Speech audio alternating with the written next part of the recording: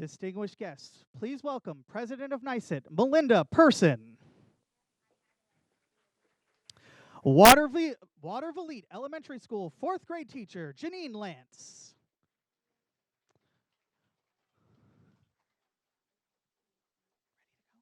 Watervliet Elementary School student, Nathan Rogers. And please welcome the 57th governor of the great state of New York, Governor Kathy Hochul.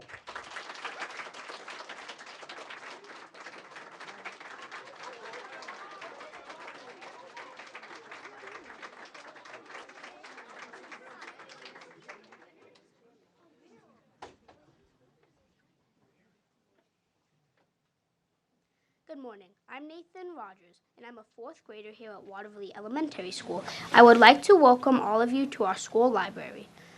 I love the library and I love to read, especially nonfiction books, because I like to learn about new and different things. Reading helps kids like me understand new words and ideas. I love books so much that I have several shelves filled with books under my bed. I can just reach down and grab a new book to read each night. I want to make sure every kid in New York knows how to read so they can love books as much as I do. I am excited to be here today and introduce my new friend, Governor Kathy Hochul. Please welcome me in joining Governor Hochul.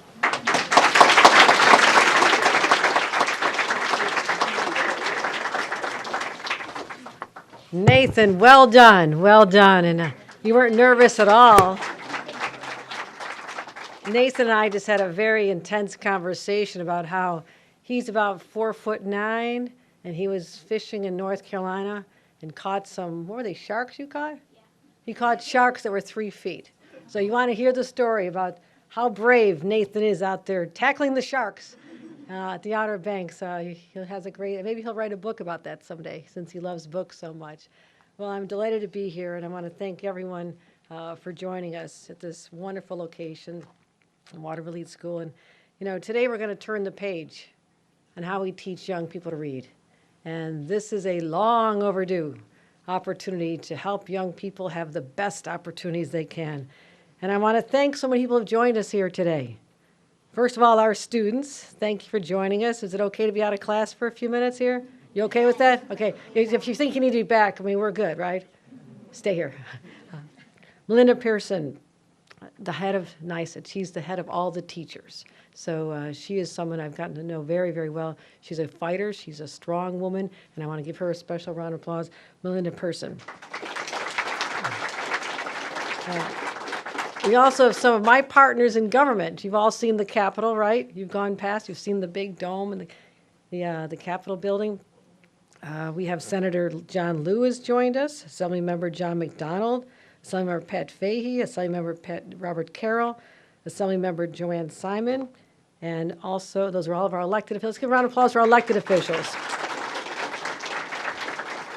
Dr. Donald Stevens, the Superintendent of Watervliet City School District. Let's give him a round of applause.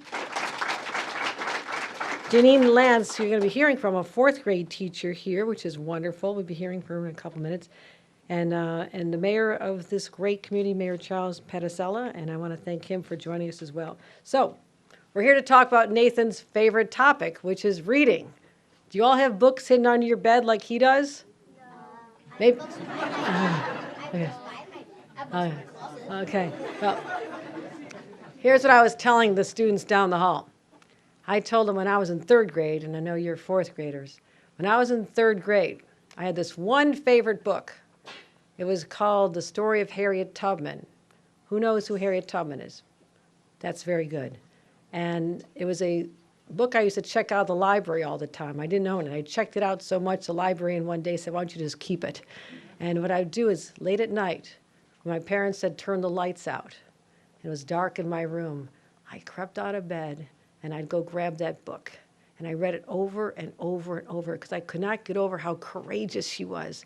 She was a young woman. She was tiny. She was shorter than most of you. And she was so bold that she went out and helped free slaves and brought them up to New York. And she eventually lived in New York. She lived in New York for 50 years. So someday you need to go to see the home of Harriet Tubman and be inspired by what she did, how she changed the world and saved people. But I learned about her when I was in 3rd grade. and that's one of my favorite stories. But I know Nathan loves to read, you love to read. I want to make sure that kids can it's easy for children to learn how to read. And today I'm announcing a new initiative. We're going to be reforming how we teach reading and bringing our state's curriculum in line with the nation's accepted best practices. Now, this builds on a lot of work we've done before. We believe in our teachers. We love our teachers. We invested in the Master Teacher Program, investing over $5.3 billion in our education programs, a huge increase. But there's still a problem called illiteracy. What that means is there's too many people who don't know how to read. And that's a real problem, isn't it? That's a real problem. If you don't know how to read, how you get along in life if you really can't read and understand things. So we're going to tackle this issue. And what I'm talking about is something in my State of the State address. If you've not seen it, it's real exciting. You're going to want to tune in and watch it live stream. Maybe we could live stream it from the school here to have me talk about all the great things that I'm going to work with our state legislature to accomplish for New Yorkers. So one part of that, and we talk about a lot of important issues, one part of it is we're going to be talking about how young people need to have a better chance. And if you can't read, people struggle in school. It's hard to find a good paying job someday. But if you can read, so many doors open for you, right? You can go to college, you can go get a skills, you can go work any place you want to work. But too many young people aren't succeeding. And here's the reason. Our teachers are great, they work hard. Our schools are great, we give them a lot of money to make sure that they have what they need. But also, what are they teaching? What is the curriculum? And well, not just math, we're talking about reading today. And so there's a problem because people are being taught a certain way for a long time. When I was younger, we used to learn about phonics. There's a basic way, it's called back to basics, how you learn to read. And what happened was they decided to change it. There was this idea about 20 years ago. They thought, hey, there's a whole different way of learning. Why don't we just put kids in a room with books and they'll figure it out? Do you think that's very smart? No. It's kind of what they're talking about. I mean, they de-emphasize phonics-based learning and they pushed students to learn by using contextual clues instead. I don't even know what that means. Do you know what contextual clues mean? No, let's teach us how to say the words. Let's teach the kids what they mean. And that's the difference that has not been taught. Now, kids with learning disabilities and have English as a second language, they're really disadvantaged here.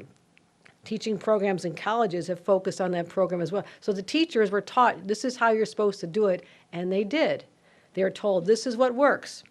And they carried out the duties they're supposed to do. But despite the best efforts, it's showing that it's not working anymore. It's not working. So study after study has emerged over the last few years showing it's not getting the job done.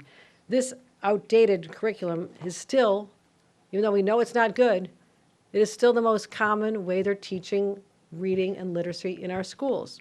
It's the most widely used, it's called the Lucy Calkins balanced reading approach, and many experts have said it doesn't work. They've discredited it. So we're going to take an important step. One was that we signed a new law to improve how reading is taught to students with dyslexia. And I want to give a special shout out to Assembly Member Bobby Carroll and Senator Brad Hoylman, who are sponsored this bill. Let's give them a round of applause. They worked hard for this. But we have more work to do. Our job is not done. Third grade is a critical point. You just came through that. And I want to tell you that that's when people can make the difference. By third grade, if you're not reading good, it's hard to read better later. So it's bad if young people don't learn how to read at that age, and there's something that we need to be doing, and that's teaching with phonics. Direct instruction, guidance. It's not just science, it's common sense. It's like if anybody here play music instruments? Do you play musical instruments? Yeah.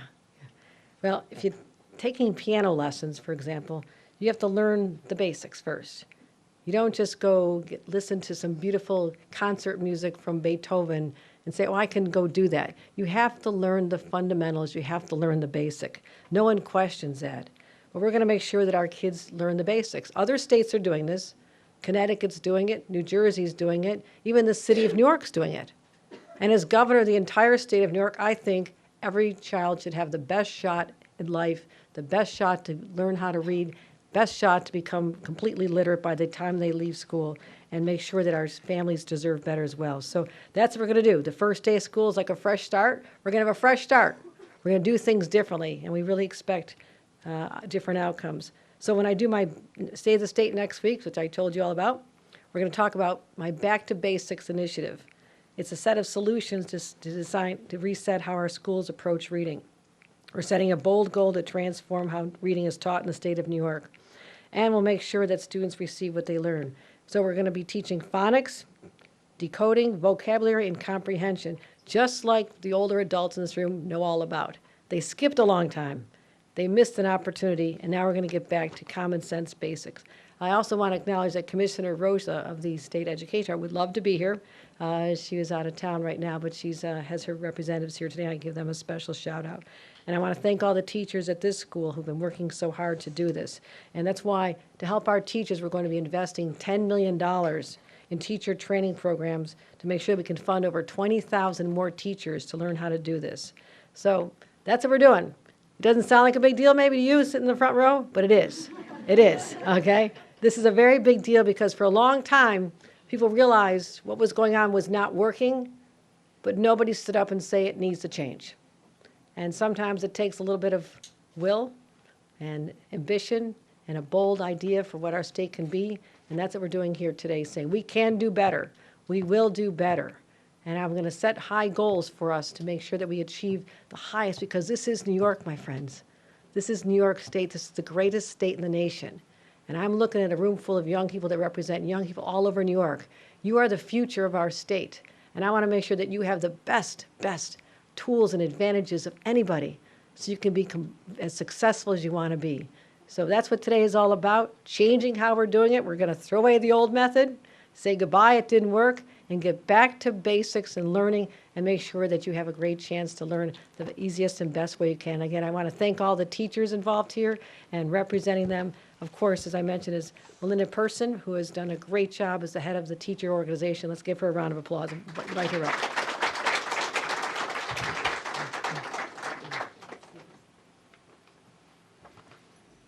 Is it good afternoon yet? No. Good morning. Hi, everybody. Hello, friends. I was an elementary school teacher, so these are my people right here. I'm excited to be here with the governor to share another step forward in New York's advances on behalf of our students and our schools and our educators. I want to again publicly thank the governor for the investments in foundation aid, which is the funding formula that sends money to schools like this. This past year, Watervliet had over a 20% increase in foundation aid, and that money is making a difference already here in your schools. So thank you, Governor, for that, and for finally fulfilling the promise of the CFE case. Now, there is still more for us to do. And we've already started by exploring expanded graduation requirements here in the state of New York.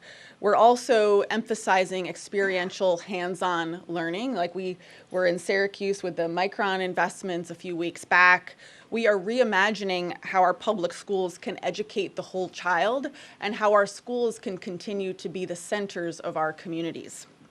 And in New York, we are not only meeting the moment, we are leading the change. So I want to thank the governor for this partnership and for the ability to be here for this announcement today. This announcement and the investment in professional learning for educators will provide our members, your teachers, with access to proven effective teaching methods, often called the science of reading. They address not more than what students are learning, how students are learning. And it gives our educators the tools that they will need to support all students.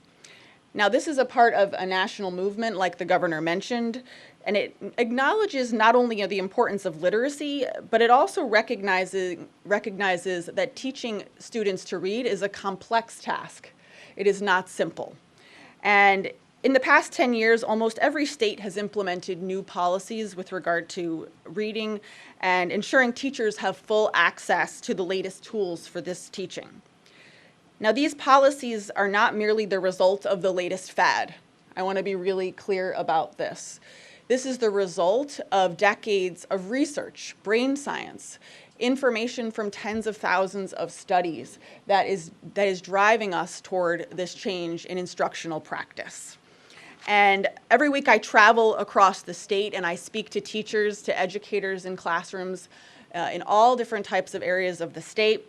And they talk to me with pride about how much they care about their students' ability to experience the pride and joy that comes with reading. Does anybody experience joy when they read? Maybe a Dog Man book or, yeah, I see it. Yeah. So our educators want that opportunity to bring that joy and that empowerment of literacy to all of New York's children. That is what we are all about. Seeing our students succeed is the thing that brings us the greatest joy.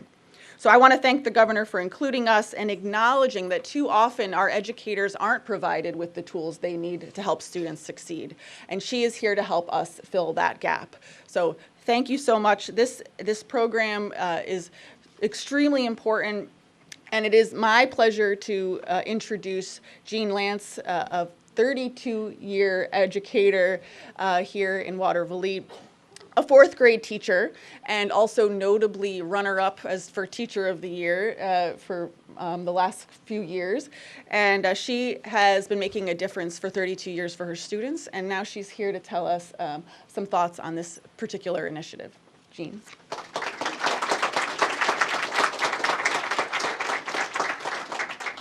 Thank you and good morning. And these are indeed my people right here. So I'm so excited to have my fourth graders here so they can hear all of this amazing news. We'd like to thank the governor for taking the time to visit our school and for sharing your Back to Basics reading plan with us. We are also equally excited to share the amazing work we do at Watervliet City School District with each and every one of you. Learning to read is an empowering process. The words on a page can transform us. They can take us to another place and time. Those words inspire us, they educate us, and most importantly, they change our lives. A systemic approach to teaching reading enables our students to critically read, write, and think. It opens doors to new possibilities. The science of reading embraces such an approach. We transitioned to this approach a few years ago, and we are seeing in real time just how well our students are responding. As a teacher, I am always looking for new ways to help my students to thrive and grow. And with this announcement, I am excited and hopeful to see more schools adopt the evidence-based science of reading program because I have seen firsthand the progress my students have made. Garrison Keller once said, "A book is a gift you can open again and again." It is indeed one of my favorite quotes. We as teachers give our students that gift by teaching them how to read. But more importantly, our students give us back that gift tenfold because we know the work that we do to teach them to read empowers them to do great things in our society. Literacy is the bridge that connects us in so many ways. We are excited for these initiatives and we support the science of reading. We are grateful for Governor Hochul's support of education, and we know that by working together, we can provide the children of the great state of New York endless opportunities to realize their full potential. Thank you for joining us today. It is so lovely to have everyone. That concludes our program. Thank you.